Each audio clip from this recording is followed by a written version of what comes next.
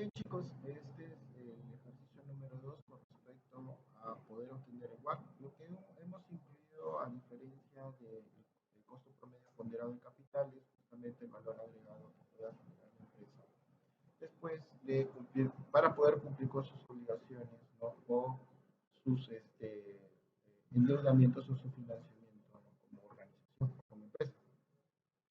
Dentro de ello hemos incorporado datos como por ejemplo los del estado de resultados para más que nada para el EVA, los gastos financieros, la utilidad neta, los ingresos financieros y del balance general hemos incorporado el pasivo no corriente y el patrimonio.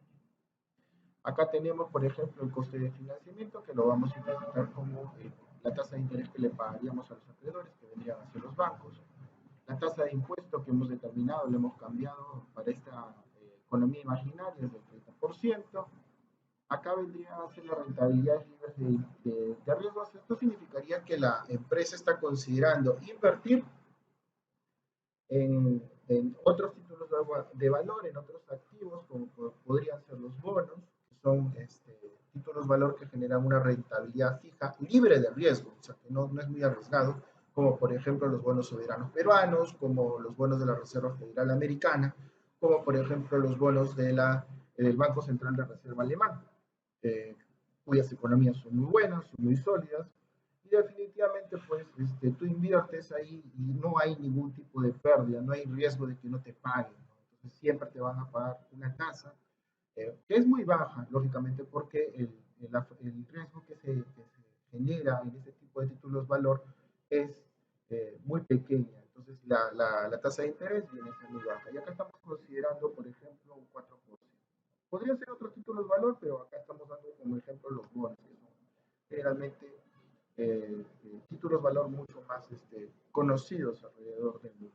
El beta tiene que ver más que nada con el riesgo que existe en el mercado. Y esto depende si la empresa produce en el país y comercia en otros países, entonces habría que considerar los riesgos de la exportación o de la comercialización en otros países. Esto significaría entonces que yo tendría, si yo estuviera en un plan de exportación, ¿no? Yo tendría que ver definitivamente los factores externos, las oportunidades o amenazas que estos me generen, tanto el factor coyuntural económico, el factor político legal, el factor cultural, social o demográfico y el factor tecnológico, ¿no? Tanto de lo que pueda haber, tanto de las oportunidades o amenazas que podrían encontrar con ello, que tendría que tomar en consideración tanto la del país donde estoy operando como del país donde estoy comercializando. Igualmente, si tuviera que ver la parte del mercado, que tendría que ver más que nada con las 5 fuerzas del mercado, que tienen que ver con los competidores del sector, que tendría que ver lógicamente con las empresas nuevas que quieren ingresar justamente a la industria o al mercado, con los proveedores, el grado de poder de negociación con los clientes y su grado de poder de negociación, y con las empresas que pueden fabricar productos o servicios sustitutos que podría realmente afectar. Entonces, dada esta situación, ¿no? Dependiendo solamente si produces en un determinado país, solamente tenés que ver los factores externos del país y tu posicionamiento en el mercado de acuerdo a las 5 fuerzas, o si estuvieras comerciando hacia el exterior, pues tendrías que considerar también ambos, del país y del país donde comercias o a donde exportas, igualmente el mercado, tu posicionamiento dentro de él y también dentro y fuera, ¿no? En el comercio internacional. Entonces el beta se entiende como el riesgo que puede existir en el mercado. Y acá lo hemos considerado como 1.5% aproximadamente. En el caso del último, la rentabilidad del mercado, estamos proponiendo que es la rentabilidad que se espera, lógicamente, de este tipo de negocio y lo hemos puesto como 0.12. Una rentabilidad que es un poco menor a la que propusimos en el ejercicio anterior. Bien, ya una vez explicado todos los datos, entonces lo único que vamos a hacer ahorita en este momento es tratar de hallar primero el costo de la deuda, ¿no? Que como ya habíamos explicado anteriormente, este costo de la deuda implica, ¿no? Lógicamente las tasas de interés que tú vas a pagar y lógicamente el grado de impuestos que después de pagar impuestos, lo que te va a quedar definitivamente, ¿no? Para poder afrontar este tipo de inversiones. Y el coste del capital, que es el coste, como te pongo ahí en la ventana, es el coste que incurre una empresa para financiar sus proyectos de inversión a través de sus propios recursos. Las fórmulas las he propuesto aquí para que se te sea mucho más fácil. Así que lo que nosotros vamos a hacer es el primero, vamos a hallar el KDP. Entonces esto sería la tasa de interés, ¿ya? Lógicamente, multiplicado por 1 menos, lógicamente, los impuestos que pagaríamos en esta economía imaginaria, 7%, y el CAE, que son lo que financiamos con nuestros recursos propios, que vendría a ser aquellos títulos valores, aquellas oportunidades de negocio libres de riesgo, como habíamos puesto acá es 0.04, ¿sí? Entonces acá 0.04, a la que se le va a sumar lógicamente, ¿no?, el beta, multiplicado lógicamente por la diferencia entre el rendimiento que se espera de la inversión menos justamente aquellos riesgos que no, aquellas inversiones que no generan ningún tipo de riesgo, ¿no? Ahí tenemos justamente la multiplicación de lo que estamos haciendo, ¿no?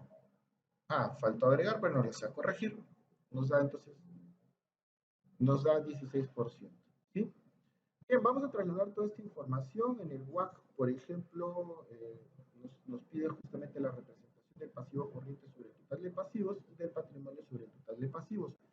En el primer caso, el primer cociente nos pide justamente multiplicarlo por el KDP, y el segundo cociente nos permite multiplicarlo por el CAE, justamente, y al final sumar los dos resultados que obtenemos. Entonces, ahora lo que vamos a hacer es justamente tomar en consideración. Bien, ahí lo que necesitamos hacer ahorita en este momento es estimar cuánto del pasivo corriente es representativo del total del pasivo. Entonces, lo que vamos a hacer es dividir el pasivo no corriente entre la suma del pasivo no corriente más el patrimonio. Y ahí nos dice, por ejemplo, que el pasivo no corriente representa el 28.98%. Pasamos el KDP. Ahí, como te has dado cuenta, estoy copiando el KDP.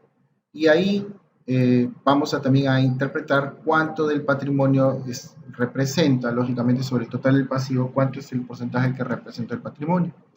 Dividimos el patrimonio entre el pasivo no corriente y el patrimonio, y me dice que el patrimonio representa el 71%, ¿no? Pasamos el CAE, y bueno, ahí tenemos ya todos los indicadores, y lo que vamos a hacer es una simple multiplicación por ambos lados. Voy a multiplicar, lógicamente, la representación del pasivo por el KDP, ¿no?, y después el patrimonio por el CAE. Voy a sumar ahora las cantidades, y me dice, por ejemplo, que el WACC es del 13.39%.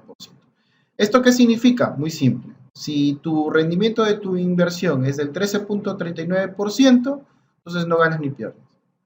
Si tu inversión está por debajo, tiene un rendimiento del 12.38, del 13.38, 12 o 11, ¿no?, significa que estás perdiendo plata. Si tu rendimiento de tu empresa está por encima del 13.40 o 14 o 15, eso significa que tu empresa está generando beneficios extraordinarios, así que está justamente pagando los costos, el costo ponderado promedio de capital. Bien, ahora vamos a sacar justamente el NOPAT, ¿sí? Vamos a sacar el NOPAT, que vendría a ser la utilidad antes de intereses y después de impuestos. Esto se obtiene a través de la fórmula que te estoy proponiendo ahí, que debe ser la utilidad neta más los gastos financieros menos los ingresos financieros. Entonces vamos a tomar justamente acá en la fórmula, a sumar la utilidad neta, le voy a sumar los gastos financieros y le voy a restar los ingresos financieros. Y ahí me sale justamente que el NOPAT es 25.130. El capital empleado, vamos a copiar justamente ahorita, que es la suma del pasivo no corriente del patrimonio. Voy a sumar el pasivo no corriente, que es 52.000, y el patrimonio es 129.000, y me da 182.000. Finalmente el WACC que acabamos de obtener, ¿no? Y ahí justamente voy a estimar el EVA. El EVA es igual a NOPAT menos la multiplicación entre capital empleado por el WACC, ¿no? Y como te podrás dar cuenta, el valor, el EVA es cuánto de valor económico agregado ha generado la empresa, ¿no?, debido justamente a sus obligaciones, responsabilidades e ingresos. Sumo entonces el NOPAT más menos, ahí tengo que multiplicar el capital empleado por el WACC, ¿sí? Y ahí me dice $702.11. Puede ser 702 soles si tú quieres, o 702 dólares, no importa. Pero el EVA que está generando, el valor agregado económico que está generando la empresa, es ínfimo, debido justamente a las responsabilidades y a los ingresos que está teniendo esta empresa, ¿sí? Ahora, lo que tú puedes entender, pues, acá en los impuestos hemos generado que es el 30%, lo vamos a cambiar por 0.295, ahí ahorita en este momento lo voy a poner 0.295, ¿sí? Y como te podrás dar cuenta, ya modificó todo. Modificó el WACC, que como te habrás dado cuenta ha caído, ¿no? Voy a volver a regresar, estaba en 13.39 y ahora con los impuestos ha subido a 13.41, perdón, ha aumentado. Y el EVA todavía ha disminuido aún más, era 702 y ahora es 675, ¿sí? Entonces, como te podrás dar cuenta, nuestro impuesto del 29.5 no ayuda, ¿no? No ayuda definitivamente a este tipo de operaciones, ¿no? Entonces, el impuesto del 30% le permite tener de repente un escudo fiscal mucho más grande, ¿no? Y lo que de alguna manera disminuiría el WACC y elevaría el EVA, ¿no? Disminuiría el WACC y elevaría el EVA. Ustedes no tienen que hacer esos cambios, solamente lo he dejado ahí para que ustedes se den cuenta que una disminución de los impuestos pues genera este tipo de situaciones.